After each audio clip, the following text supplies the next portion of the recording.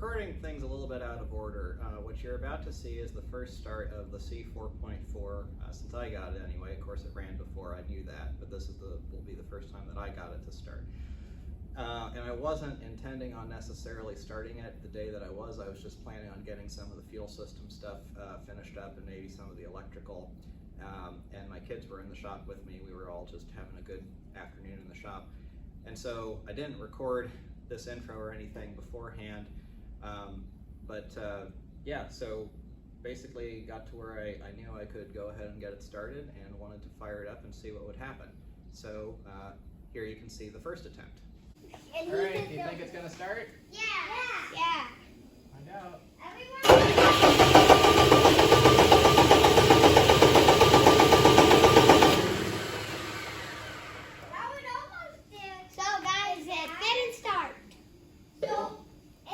That time, let's try again.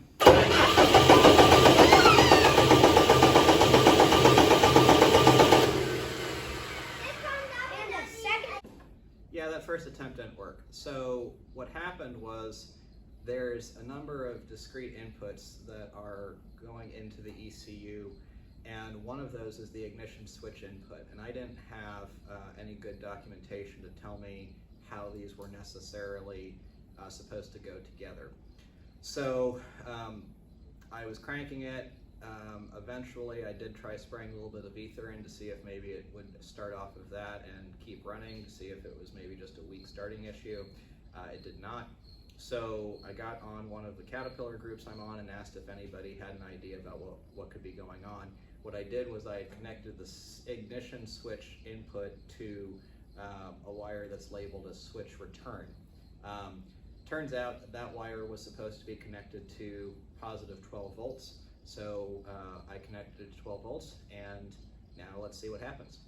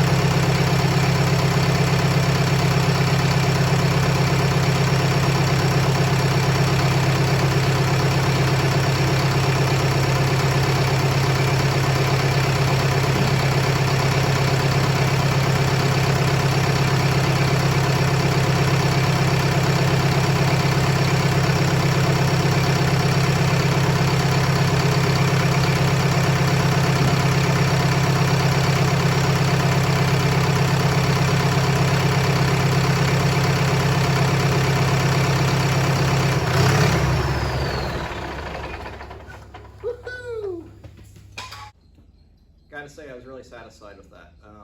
It's always the first time you hear an engine start that you've done something to, even though I hadn't worked on the engine internally, but I'd done the wiring work and the plumbing work to try to make it start. That was very satisfying to hear. What you saw me doing after it was running was I was messing around with some of these wires up here, and what I was trying to do was get the PTO function, which is basically like cruise control, and I'm going to be using it as cruise control once I get it installed in the Land Rover. But I was trying to see if I could make the engine go up and down. After I shot that video, I checked in my notes that I'd made before, and I realized that there's the PTO disconnect switch. That one is labeled as normally closed. So there's the PTO on off.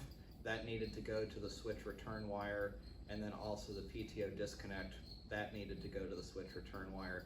So I started the engine up again, and I didn't record it, but after I did, I put those wires to the switch return, and then I just would tap the up accelerate or the decelerate, and it worked.